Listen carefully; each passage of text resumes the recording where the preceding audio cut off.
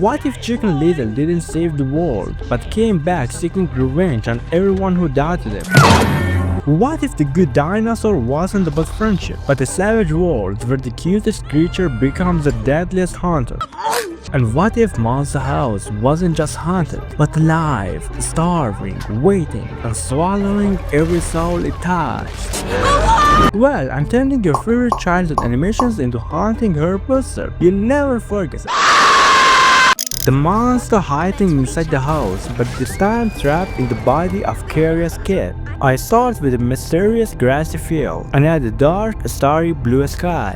Then I drop in a creepy little cabin, something that already feels off. I clean up the edges so the house blends naturally with the grass. I draw a path leading straight to the cabin. I shape the edges like the grass is crawling onto it to make it feel more real and unsettling. I throw on a checkerboard texture, and that's when DJ enters. The real horror begins. I draw a long, twisted neck, like he's stretching his head out of the house, ready to start something terrifying. I turn his skin red, a sign that something's not human anymore. He gets a wide, monstrous mouth, his long tongue dripping out. You can tell he swallowed more than one victim. I black out his eyes so he looks fully possessed. Bring in Chowder. I place him near the bottom, but I erase his head, leaving behind only a wounded red neck. Then I put his swollen, damaged head right next to the DJ's tongue. To make it worse, I draw veins. Then I add more of DJ's hands, each one bursting out of the ground, doing something horrific. One grips Chowder's body, another digs into his eyes. Also, I fade out the bottom parts of the hands, so it looks like they're truly coming from underground. Nevercracker. You stay away from those children, Constant! Place him right there, as if DJ shouts one of his demonic hands down his throat. Why though? What happened to DJ? I darken Nevercracker's eyes completely black. Then I add one bulging, bloodshot eye hanging from its socket, with veins crawling out. Creepy, right? But cool. I drop Chowder's ball into the grass nearby. Erase the extra bit so it looks half buried. Bring in Jane's brain and place it right on the grass. Seriously? What happened to her? I go over everything again, adding shadows and depth to make it all look 3D and more realistic. On DJ's face, I splash some red touches and weird little bumps and boils. Just to make him look even more disturbing, I paint his tongue bright red, shade the inside of his mouth, and add red touches to every character in the scene, telling the story through the blood. Then I draw shadows on the ground, matching each object to make it believable. Each demonic hand gets its own custom texture, and I add highlights and shadows to make them pop, like they're really there, crawling out the dirt. I darken the overall scene, but leave a few spots glowing to make it mysterious and cinematic. I light up the house windows as if something inside is still alive. Finally, I splash a few more red touches across the grass, just to show how brutal this creature is. Then I add a creepy logo and finish the piece off with a label. The town isn't safe anymore. DJ's been using that old man as a disguise to lure in kids and hunt them.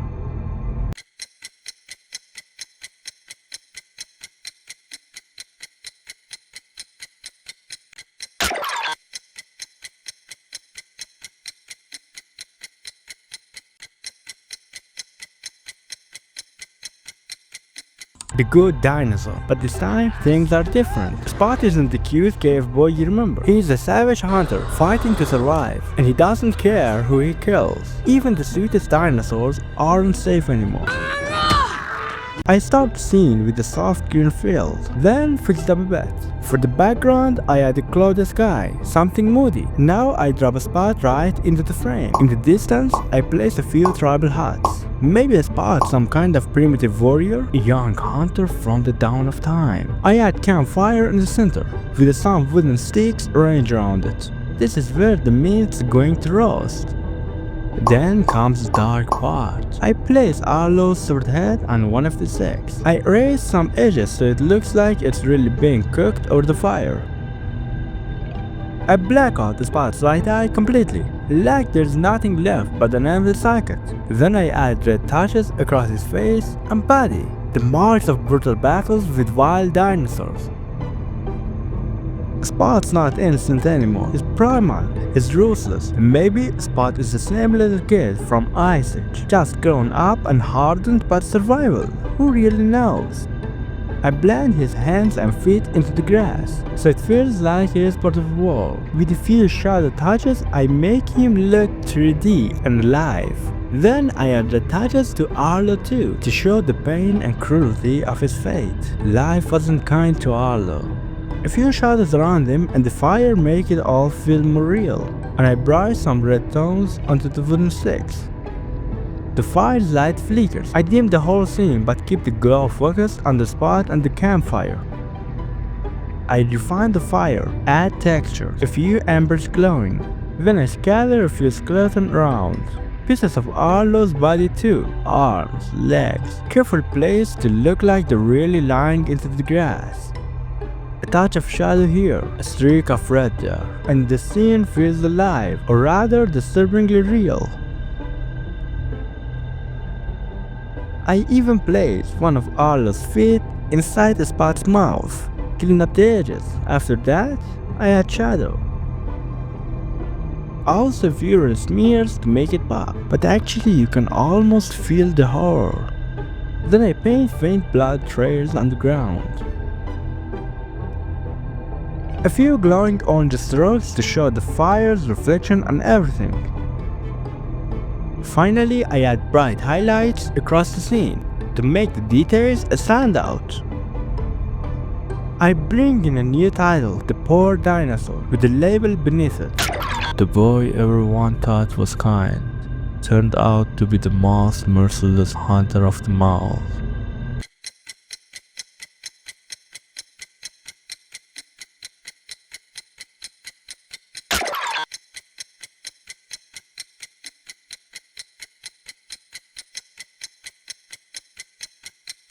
Chicken Little. He's no longer the scared chicken you remember. He made friends with the aliens, and now he's become one of them. He's hunting down everyone who ever doubted him. No mercy. I start the piece with a peaceful green field, a bright blue sky for the background. Then I place Chicken Little right in the middle and give him robotic arms, the same ones his alien friends attached to him. I add a headband too. Maybe this chicken still thinks he's into basketball, but here where things get dark, bringing the heads of his old friends, even his father. Yeah, this chicken didn't spare his own dad. I place Master around and fish out of water and the grass. A few visible veins running through them. Why are their heads severed? I darken the colors to make the scene heavier. With shadows, I make Chicken Little more realistic and almost 3D. Then I add red highlights on him, revealing the monster hiding beneath that innocent face. I shade the robotic arms, give them depth and grime, like they've seen some horrible things. Abby's eyes go completely black, like she was possessed before she died. I shade her face and body. Add some red touches on her skin, signs of a struggle or something worse. Bug's right eye, gone. Just a deep scar where it used to be. A few red touches across his face tell the story of his brutal end. A son who showed no mercy to his father or his friends. But why? Was Chicken Little possessed by the aliens? Or did something darker take over? Master Ron's eyes are pitch black too. Only empty sockets remain. A few dark shadows and red touches make him look truly tormented. Then there's fish out of water, his eyes black, his face marked with streaks of red. I add a few red scenes on the robotic arm, the evidence of what Chicken Little has done. Each creature casts a shadow on the grass, their presence is still haunting the scene. I dim the overall lighting, keeping only a faint glow that draws your eyes to watching little. Then I add a few bright highlights, just enough to make them pop. Finally, I drop in the Chicken Little logo and add a small label beneath it. A kind, harmless chick, now the terror of every creature alive.